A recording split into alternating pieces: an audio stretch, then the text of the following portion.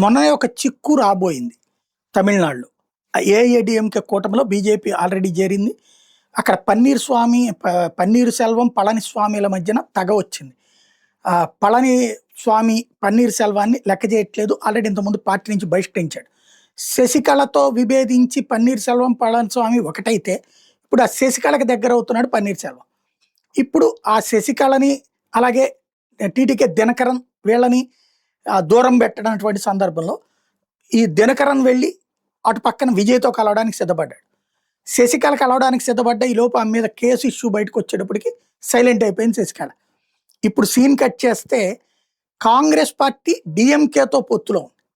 అంటే మొన్న ఏం చేశారంటే పన్నీర్ సెల్వంని అమిత్ షా పిలిచి మాట్లాడాడు. దాంతో పన్నీర్ సెల్వం విజయ్ దగ్గరికి వెళ్ళడానికి చేస్తున్న ఆల్రెడీ విజయ్తో కలిశాడు పన్నీర్ సెల్వం. ఆ కూటమికి వెళ్ళొద్దని చెప్పి అమిత్ షా సలహా ఇచ్చినట్టున్నారు. కొంత కంట్రోల్ అయింది. ఏఐఏడీఎంకే కూటమి సంక్షోభాన్ని కంట్రోల్ చేసే పనిలో అమిత్ షా సీరియస్గా ఉన్నారు. ఇక్కడ చూస్తే కాంగ్రెస్ పార్టీకి ఇదివరకు ఇచ్చినన్ని సీట్లు ఇవ్వం. మొన్న బీహార్లో ఎట్టా మీరు నాశనం అయ్యి ఆర్జేడీని నాశనం చేశారు, ఇక్కడ కూడా అట్లాగే ఉంటుంది కాబట్టి నేను అంత ఇవ్వను, ఇచ్చినే తీసుకోండి అంటున్నాడు స్టాలిన్. ఆల్రెడీ క్రిందసారి కాంగ్రెస్తో కలిసి గెలిచిన కాంగ్రెస్ని మంత్రివర్గంలోకి తీసుకోలేదు. అదే తమిళ కాంగ్రెస్ వాళ్ళ దగ్గర కోపం ఉంది. అందుకని ఇప్పుడు తమిళ కాంగ్రెస్ నాయకులు రాహుల్ గాంధీతో కూడా చెప్పకుండా విజయ్తో కలిశారు. దాంతో ఇప్పుడు స్టాలిన్ రాహుల్కి చెప్తున్నాడు. ఇప్పుడు అక్కడ పరిస్థితిని చక్కదిద్దే పని రాహుల్ చేస్తున్నాడు.